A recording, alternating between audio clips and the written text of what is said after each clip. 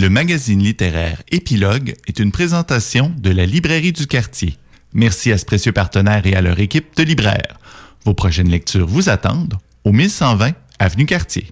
Voilà, donc nous sommes toujours sur les ondes du magazine littéraire Épilogue et on l'a annoncé, littérature russe, ce qui est quand même, il faut le dire, la spécialité, en tout cas de Brian Saint-Louis, depuis très longtemps, cet intérêt pour la Russie, presque toute ta vie. Disons que l'actualité te le ramène bien. Ça donne des clés aussi pour comprendre toutes les œuvres issues de cette grande nation qui est complexe. Très complexe, qui est éclatée, ouais. Qui est prise dans le marasme d'un passé très lourd et qui se retrouve souvent dans sa littérature. Oui, puis le passé très lourd, justement, s'il y a plein de clés de compréhension qui vous échappent par rapport à, justement, ce qui se passe en ce moment, la guerre en Ukraine, la Crimée, Vladimir Poutine, pourquoi il est aimé, et ainsi de suite, les deux livres dont je vais vous parler, ça peut être fort intéressant.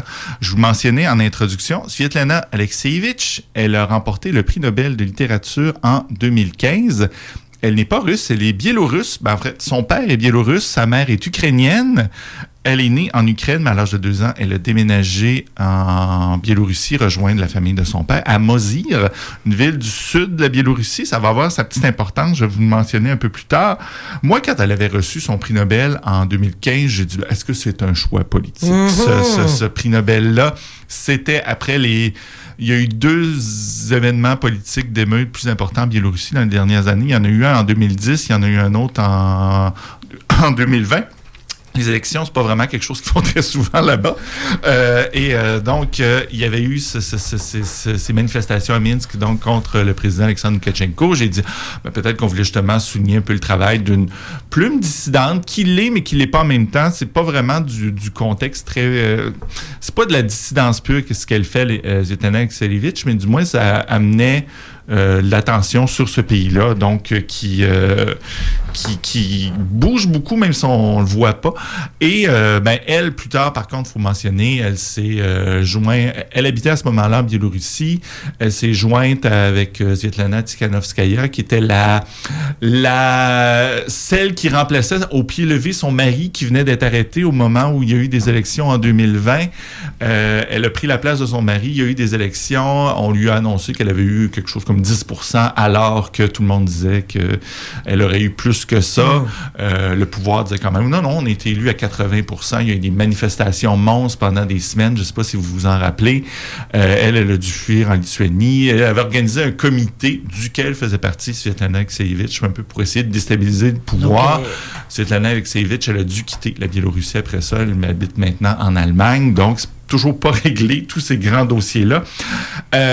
Pourquoi on lui a remis... Donc, elle écrit en Allemagne maintenant. Elle écrit plus vraiment, justement, parce que depuis ses derniers romans, ses derniers livres, c'est pas des romans, depuis ses derniers livres, elle a dit, j'ai tellement mis d'énergie, elle a pas republié depuis La fin de l'homme rouge, qui est un des livres dont je vais vous parler dans quelques instants.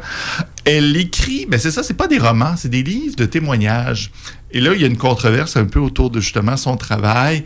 Quand elle a reçu le prix Nobel, il y a des gens qui disaient « mais c'est pas vraiment du vrai journalisme ce qu'elle fait. » Elle fait du journalisme de témoignage. Elle va rencontrer des gens, elle enregistre la conversation, réécrit le tout pour que ça devienne une œuvre littéraire. Mais là, il y a beaucoup de gens qui disent « mais t'as juste des affaires par rapport... » Puis là, c'est quelle est la liberté qu'elle a le droit de prendre. Elle se présente pas vraiment comme une journaliste quand elle écrit. Elle dit c'est de la littérature, mais là, il y a des gens qui disent qu'elle arrange un peu son propos. Presque anthropologique, là, de grands entretiens.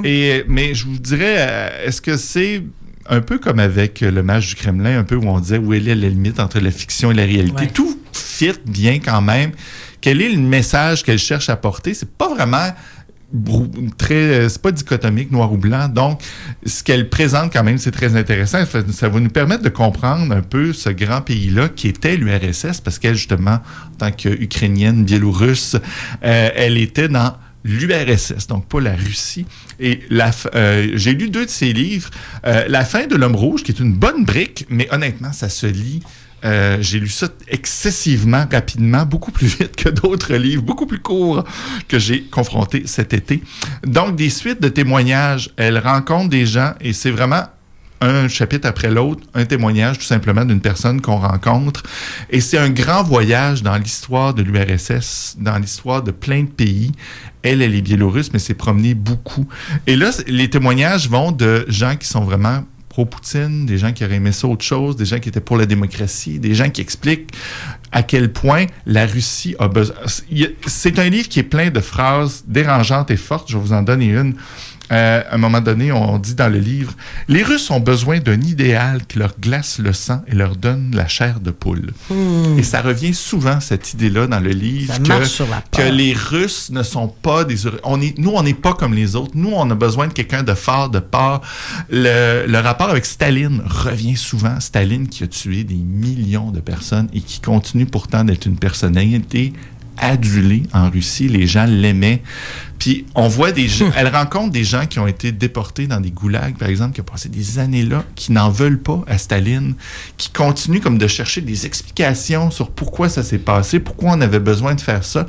Ah oui, il y a peut-être eu des erreurs, mais la plupart de ces gens-là méritaient d'aller là. Donc c'est vraiment un pays tout orienté aussi autour de la guerre. C'est un thème qui revient souvent. Et je me souviens que toi et moi, on a parlé au début des élections de la guerre en Ukraine. Tu disais la valeur humaine, d'une vie humaine n'est pas la même. C'est pas la même conception. C'est des idées qu'on revient. Oui, la valeur de la vie humaine, beaucoup dans son deuxième livre, dont je vais vous parler par la suite, mais la valeur de la vie, l'idée de ce qu'on avait bâti en Union soviétique, de la grandeur qu'ils avaient, du choc qu'ils ont eu quand ils se sont rendus compte au démantèlement qu'ils n'étaient pas si grands que ça, finalement, qu'il y avait des choses qui fonctionnaient pas bien dans le pays. Là, on rencontre... l'idée de la guerre est omniprésente encore dans ce pays-là.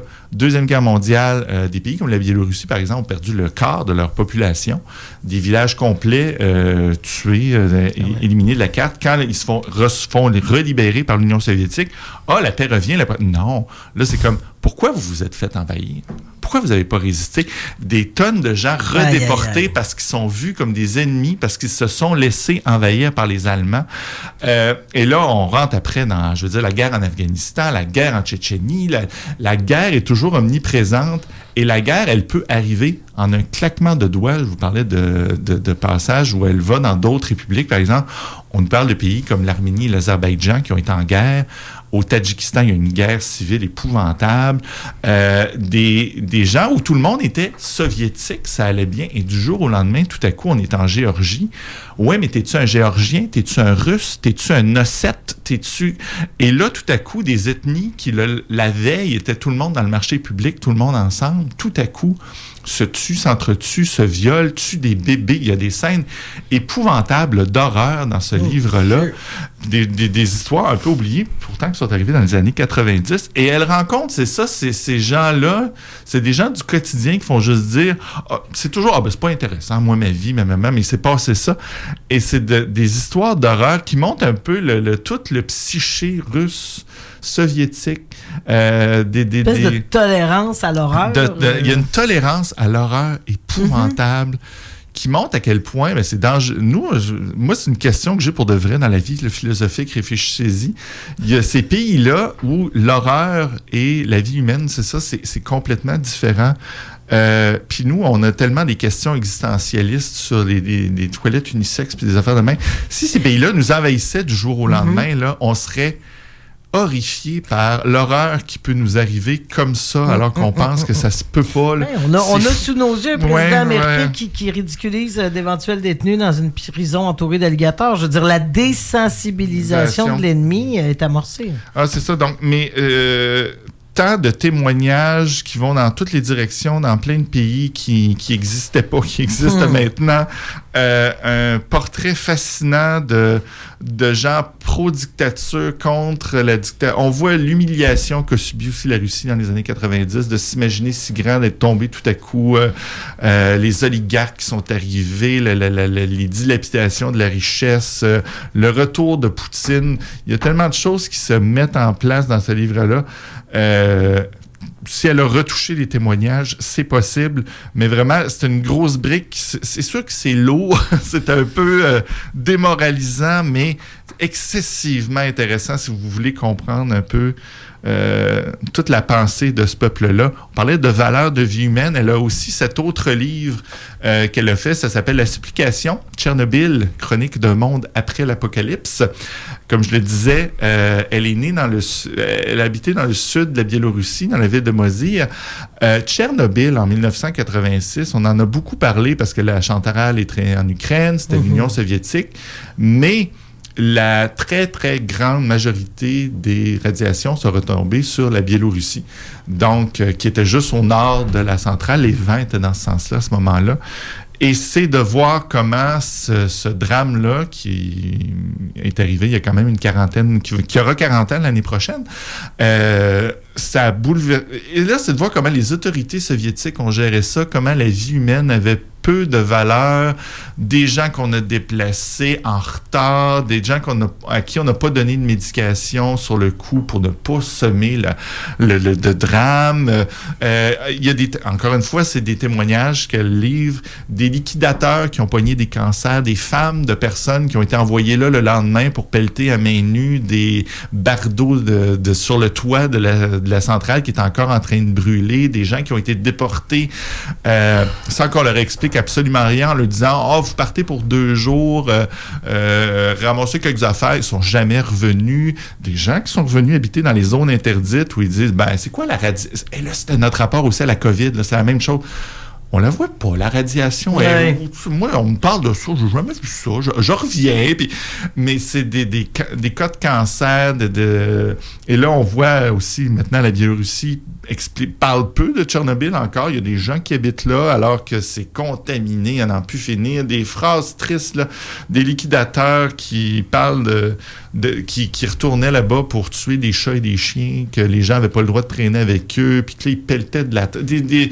C'est un récit de l'absurde aussi en même temps. On démantelait des affaires en disant que c'est excessivement radioactif. Soviet Bar, le soir, des pilleurs venaient chercher ça puis revendaient ça sur le marché noir dans toute l'URSS alors que c'était excessivement radioactif. Des témoignages d'enfants là, qui disent ben on est parti, on a donné 2 jours de manger à mon hamster parce qu'on nous avait dit qu'on reviendrait dans 2 jours. On n'est jamais revenu. Donc, énormément de tristesse dans ce livre-là, mais encore une fois, c'est de montrer que cette tragédie-là a existé par le témoignage de gens qui ont été là, qui ont vécu autour de ça, des scientifiques qui ont essayé d'alerter la population que l'autorité ne voulait pas. Donc, 2 livres quand même tristes, mais qui nous font plonger dans ce monde-là. Ça commence la saison sous le signe de la joie avec Svetlana Alexievitch, mais à découvrir. Voilà, oui. Et c'est très bien écrit quand même. Là. Elle a retravaillé, comme je dis, les témoignages peut-être, mais c'est très bien écrit. Tchernobyl, c'est un peu plus on rame dans la gravelle. Là. C'est triste longtemps. La fin de l'Homme Rouge, c'est vraiment quelque chose qui se lit plus. En tout cas, moi, j'ai beaucoup aimé malgré que ce soit une bonne brique. Là, on rentre vraiment dans le psyché soviétique. C'était très, très, très intéressant. Merci beaucoup. Donc, 2 titres publiés chez Babel. Le premier chez Babel, l'autre c'est aux éditions J'ai lu, dans les éditions que moi j'ai, mais on peut sans doute la retrouver dans plein d'autres déclinaisons, puisqu'elle a remporté, comme on le rappelle, le prix Nobel. Merci beaucoup. Voilà.